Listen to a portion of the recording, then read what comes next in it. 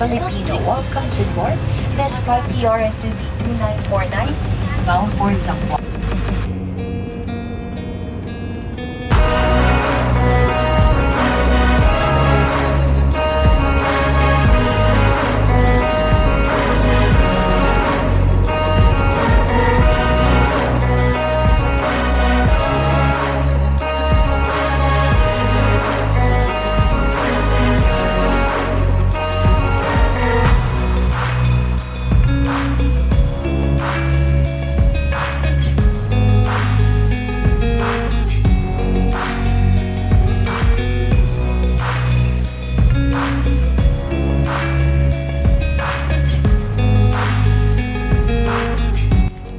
Welcome to Fort Pilar! My first stop in Zamboanga, syempre. Visiting Our Lady of Pilar.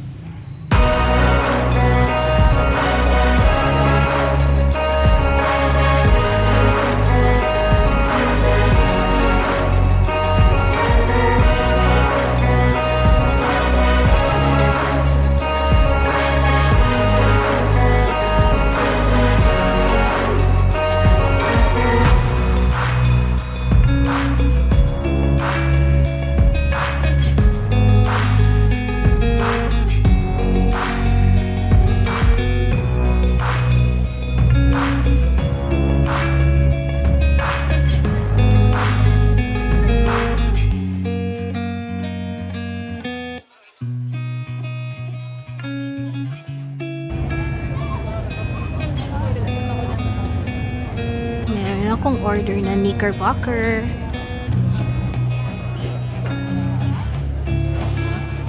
It's so famous here.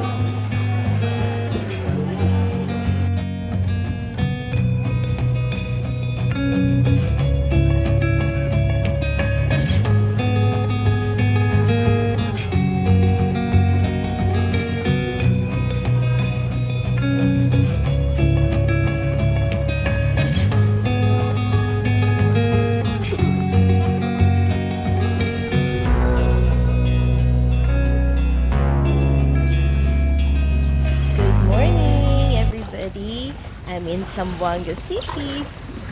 Look, dyan kami mamaya marami ng tao dito kasi I'm going to Santa Cruz Island. Abangan!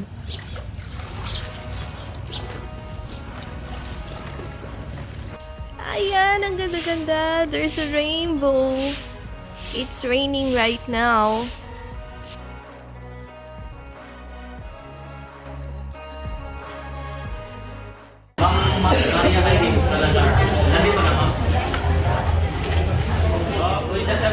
Very quick or short orientation briefing lamang in regard for the do's and don'ts natin sa Santa Cruz Island. So we have also mga first timer. May mga first time dito. Sige po. Okay, so welcome to Santa Cruz Island. Yung mga second timer, so welcome din naman po. So by the way, we're from the City Government of Zamboanga. Pamang para si Aljibar, so you can call me Jeeps. So Santa Cruz Island, as far as we know, so parte po yan, it's a part of what we call protected area. So by land, landscape and seascape po yan. So that's the reason why kaya we have this mga kwan sa island, mga do's and don'ts na tinatawag. May mga bawal-bawal sa island. And the orientation dito sa amin, kailangan dito talaga. For you to aware, kung nandun na tayo sa island, so makaiwas tayo ng any violation, mga do's and don'ts mo. So dito, sa Zamboanga City, we have two places under protected area, Santa Cruz Island and Paso Nangka Natural Park. Dito po yan sa Zamboanga. Nationwide, intra-Philippines, sa ngayon po, we have a total of more or less mga 200 na lugar. Entire Philippines. So, under yan lahat sa protected area. So, may batas din tayong sinusunod dyan, national law, din ang batas na yun, yung sa RA 11038 or yung tinatawag nating E9 Pass Law. So, that's national law. Kasi kung ini-implement yan. Tiket.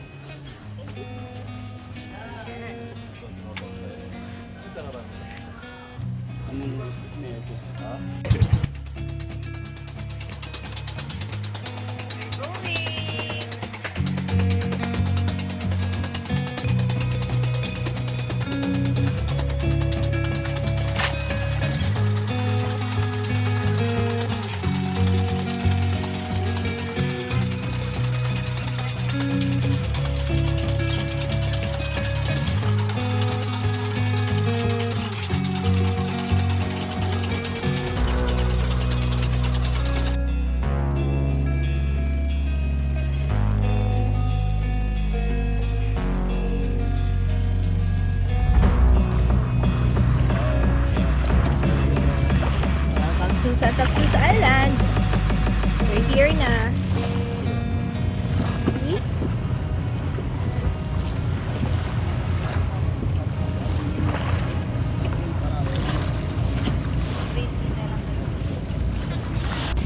Hello!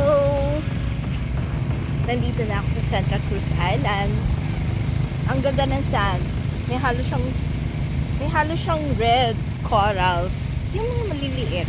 Kaya nagmumukha siyang pink pag malayo. Sa malayuan. Dapat may drone ka para makita mo siya na pink ang sand.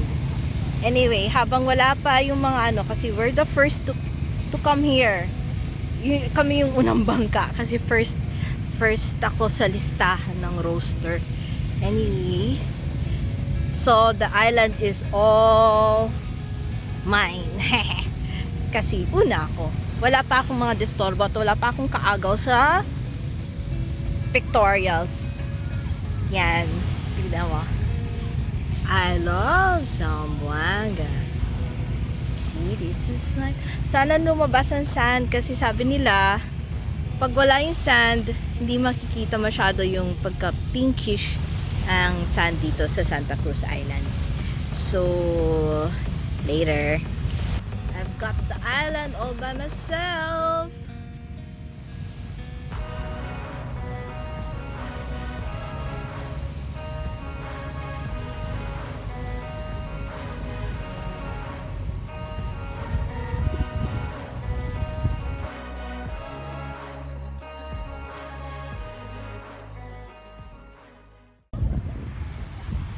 Hello.